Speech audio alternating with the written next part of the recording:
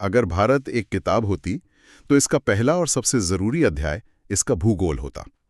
आज हमारे सामने जो स्रोत हैं वो इसी अध्याय को खोलते हैं। हमारा मकसद सिर्फ पहाड़, नदियों और मैदानों की लिस्ट बनाना नहीं है। नहीं, बिल्कुल नहीं। बल्कि इन सब के बीच के कनेक्शन को समझना है। हम ये जानने की कोशिश करेंगे कि कैसे चट्टानें, नदियां और मौसम मिलकर, आप देखिए, 1 अरब से ज्यादा लोगों की कहानी लिखते हैं। बिल्कुल। ये सिर्फ नक्शे पे लकीरें देखने जैसा नहीं है। हम जमीन के उसके किरदार को समझने की कोशिश करेंगे। सही कहा। आज की चर्चा इस बारे में है कि कैसे भारत का भूगोल यहाँ की विविधता और एकता दोनों को एक साथ गढ़ता है। अच्छा। कैसे एक ही मानसून पूरे देश को एक सूत्र में पिरोता है, लेकिन हिमालय और दक्कन का पठार 2 बिल्कुल अलग आर्थिक कहानियां बनाते हैं। इन स्रोतों के जरिए हम इसी विरोधाभास और जुड़ाव की गहराई में उतरेंगे। तो चलिए दुनिया के नक्शे पर जूम इन करते हैं और भारत से शुरुआत करते हैं। बिल्कुल। स्रोतों में इसका अक्षांशीय और देशांतरीय विस्तार दिया गया है। अब ये नंबर 8 डिग्री 4 मिनट उत्तर से 37 डिग्री 6 मिनट उत्तर तक सुनने भी थोड़ी टेक्निकल लगते हैं, पर असल में ये भारत के विशाल आकार की कहानी कहते हैं। और इन नंबरों के बीच छिपी है एक बहुत ही महत्वपूर्ण लकीर, कर्क रेखा। हाँ। जो भारत के लगभग बीच से होकर गुजरती है। हाँ। इसे सिर्फ एक ज्योग्राफिकल लाइन समझना एक भूल होगी। अच्छा। असल में ये भारत के लिए एक क्लाइमेटिक इक्वेटर यानी जलवायु विभाजक की तरह काम करती है। जलवायु विभाजक? हाँ। इसके नीचे का भारत उष्णकटिबंध में आता है, जहाँ साल भर मौसम गर्म और उमस भरा रहता है। हाँ। और इसके उत्तर का हिस्सा उपोष्णकटिबंध में है, जहाँ हमें कड़ाके की सर्दी, चिलचिलाती गर्मी और पतझड़ जैसे अलग अलग मौसम देखने को मिलते हैं। मतलब यहीं से भारत के 2 अलग-अलग किरदारों की कहानी शुरू होती है। बिल्कुल वहीं से। अच्छा, तो देश की लोकेशन से हमें जलवायु का एक मोटा-मोटा अंदाजा मिल गया, लेकिन जमीन पर असल कहानी तो पहाड़, मैदान और पठार ही लिखते हैं। सही बात है। स्रोतों ने भारत को 5 मुख्य हिस्सों में बांटा है और ये मुझे बहुत दिलचस्प लगा क्योंकि हर हिस्से का किरदार बिल्कुल अलग है। शुरुआत करते हैं उत्तर के उस युवा और ऊर्जा से भरे किरदार से, हिमालय। और यहाँ युवा शब्द का मतलब सिर्फ उम्र नहीं है। इन रिपोर्ट्स को खंगालने पर पता चलता है कि हिमालय एक युवा वलित पर्वत है। युवा वलित पर्वत यानी यह अभी भी बन रहा है, अभी भी ऊपर उठ रहा है। भारतीय प्लेट आज भी यूरेशियन प्लेट को धकेल रही है। अच्छा, तो ये प्रोसेस अभी भी चल रहा है? हाँ, बिल्कुल। इसी वजह से ये पूरा क्षेत्र भूकंप के लिहाज से इतना संवेदनशील है। ये एक जीती जागती सांस लेती हुई पर्वत श्रृंखला है। वाह। लेकिन इसका एक और किरदार है। ये मध्य एशिया से आने वाली बर्फीली हवाओं के लिए एक दीवार की तरह खड़ा हो जाता है, वरना सर्दियों में पूरा उत्तर भारत जम जाता। सही कहा। और सबसे बड़ी बात, ये भारत का वाटर टावर है। गंगा, यमुना, ब्रह्मपुत्र जैसी नदियां सिर्फ बारिश से नहीं बल्कि इसके ग्लेशियरों से साल भर पानी पाती हैं। तो हिमालय एक युवा बेचैन पहरेदार की तरह है, लेकिन स्रोत दक्षिण में एक बिल्कुल अलग, पुराने और शांत किरदार की ओर इशारा करते हैं, प्रायद्वीपीय पठार। एक के लिए युवा और दूसरे के लिए प्राचीन शब्द का इस्तेमाल हुआ है। ये एक बड़ा विरोधाभास है। और ये बहुत गहरा विरोधाभास है।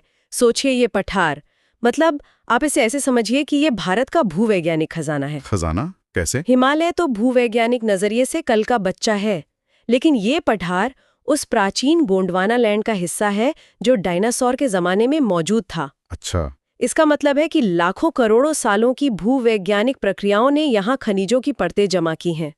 भारत की औद्योगिक क्रांति की कहानी असल में इसी प्राचीन पत्थर की कहानी है। तो मतलब कोयला, लोहा, ये सब कोयला, लौह अयस्क, बॉक्साइट, मैंगनीज, ये सब कुछ जो हमारी फैक्ट्रियों को चलाता है वो इसी पठार की देन है, खासकर छोटा नागपुर पठार की। तो जहाँ हिमालय हमें पानी देता है, वहीं ये प्राचीन पठार हमें उद्योग की रीढ़ देता है। बिल्कुल सही। तो हमारे पास ये 2 विशाल किरदार हैं, एक जो हमें पानी देता है और दूसरा जो खनिज। लेकिन हिमालय से निकलने वाली नदियों का पानी आखिर जाता कहाँ है? यहीं से कहानी में तीसरा और शायद सबसे महत्वपूर्ण किरदार आता है, विशाल उत्तरी मैदान, जिसे इन नदियों ने ही अपनी लाई हुई मिट्टी से बनाया है। बिल्कुल। ये मैदान नदियों का तोहफा है। तोहफा? हाँ। लाखों सालों से हिमालय की नदियां चट्टानों को काटकर अपने साथ उपजाऊ मिट्टी, जिसे जलोढ़ कहते हैं, बहा कर ला रही हैं और यहाँ बिछा रही हैं।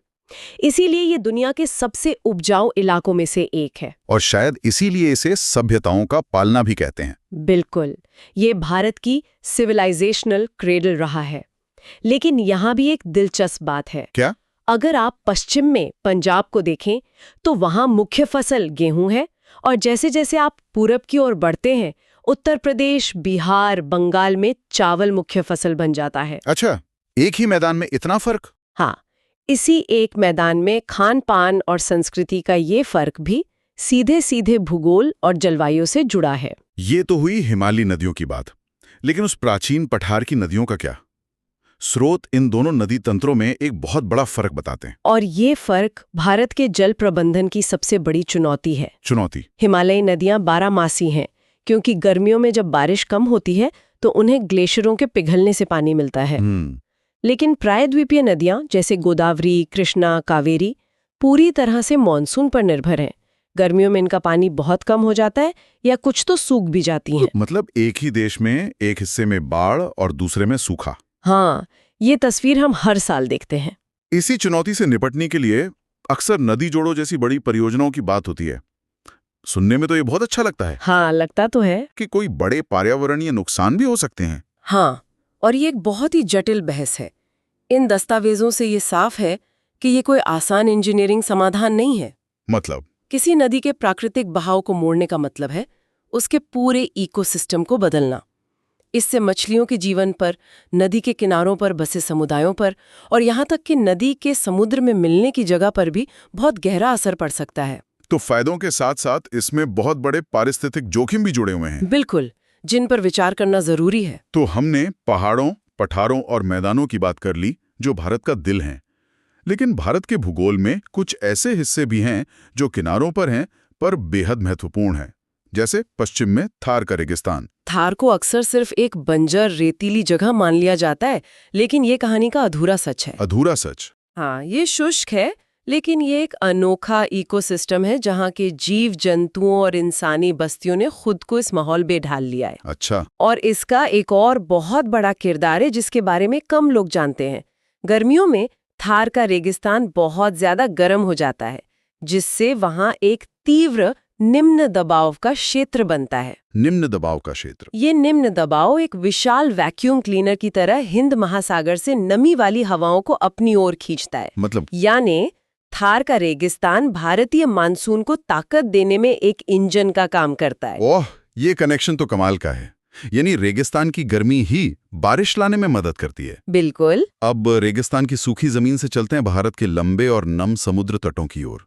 स्रोतों में पूर्वी और पश्चिमी तटों के बीच एक छोटे से अंतर का जिक्र है जो शायद पहली नजर में मामूली लगे, लेकिन उस मामूली से अंतर ने इतिहास और व्यापार को बहुत गहराई से प्रभावित किया है। कैसे? पश्चिमी तट जो महाराष्ट्र, गोवा, केरल की तरफ है, वो संकरा है और काफी कटा फटा है। इस वजह से वहां मुंबई, कोची जैसे कई प्राकृतिक और गहरे बंदरगाह बने जहां बड़े जहाज आसानी से आ सकते थे। इसीलिए ऐतिहासिक रूप से यूरोप और अरब से ज्यादातर समुद्री व्यापार पश्चिमी तट से हुआ। और पूर्वी तट? वहीं पूर्वी तट चौड़ा है और यहाँ गोदावरी, कृष्णा, कावेरी जैसी नदियां बड़े बड़े डेल्टा बनाती हैं। ये जमीन खेती के लिए तो बहुत उपजाऊ है, लेकिन प्राकृतिक बंदरगाहों के लिए उतनी अच्छी नहीं है। और जब हम तटों की बात कर रहे हैं तो हम द्वीपों को कैसे भूल सकते हैं? स्रोत अंडमान निकोबार और लक्षद्वीप का जिक्र करते हैं। हाँ। क्या ये सिर्फ खूबसूरत पर्यटन स्थल हैं या इनका कोई गहरा सामरिक महत्व भी है? बहुत गहरा।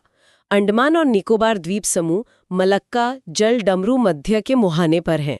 मलक्का जल डमरू मध्य? हाँ, ये वो समुद्री रास्ता है जहां से चीन, जापान और पूरे पूर्वी एशिया का ज्यादातर तेल और व्यापार गुजरता है। अच्छा। इस रास्ते पर भारत की मौजूदगी उसे हिंद महासागर में एक जबरदस्त रणनीतिक बढ़त देती है। और लक्षद्वीप?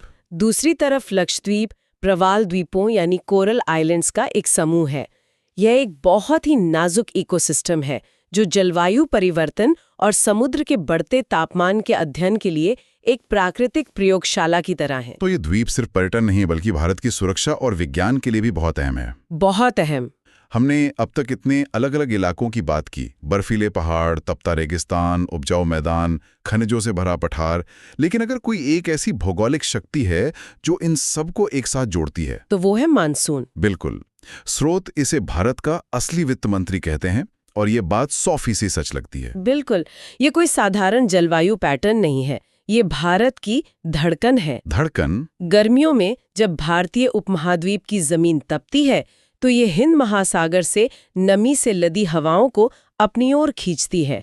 यही मानसून है। तो मतलब एक अच्छा मानसून? एक अच्छा मानसून मतलब अच्छी फसल, भरे हुए जलाशय, चलती हुई फैक्ट्रियां और एक मजबूत ग्रामीण अर्थव्यवस्था। और एक खराब मानसून का मतलब है सूखा, महंगाई और आर्थिक संकट। भारत की पूरी आर्थिक योजना आज भी इस एक प्राकृतिक घटना पर टिकी हुई है। हाँ। हम हमेशा इसके आर्थिक असर की बात करते हैं, पर क्या स्रोत इसके सामाजिक असर के बारे में भी कुछ बताते हैं? एक खराब मानसून समाज के ताने बाने पर कैसे असर डालता है? इसका असर बहुत गहरा होता है। जब बारिश नहीं होती और फसलें बर्बाद हो जाती हैं तो गांव से शहरों की ओर पलायन बढ़ जाता है। किसानों पर कर्ज का बोझ बढ़ता है, जिससे सामाजिक तनाव पैदा होता है।